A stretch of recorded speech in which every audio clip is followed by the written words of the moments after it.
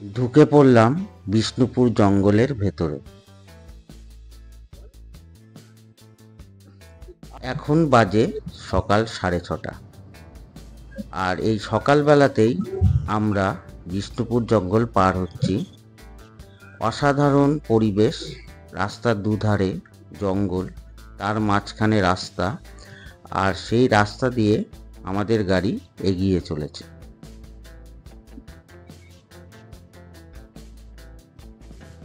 আমরা এখন চলেছি বিষ্ণুপুর জঙ্গল দিয়ে।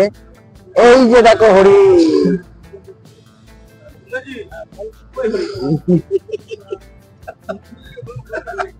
এই যে আমাদের মেম্বার সব।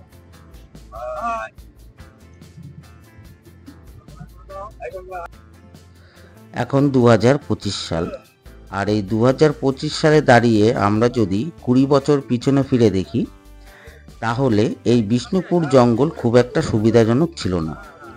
কারণ এই বিষ্ণুপুর জঙ্গলে প্রচুর পরিমাণে ছিনতাইবাজদের উপদ্রব ছিল।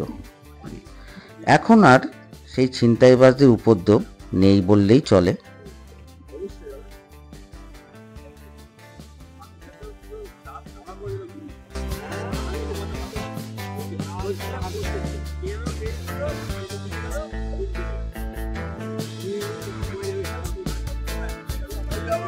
আবার একটা হরিণ দেখতে পাওয়া যাচ্ছে। এই যে হরিণ, রাস্তার উপরে হরিণ রয়েছে। যদি একটা হরিণ দেখতে পাওয়া যায়। এই জঙ্গলে ছিনতাইবাজদের উপদ্রব কমে গেলেও একটি জিনিসের উপদ্রব এখনো রয়ে গেছে, সেটি হলো হাতির।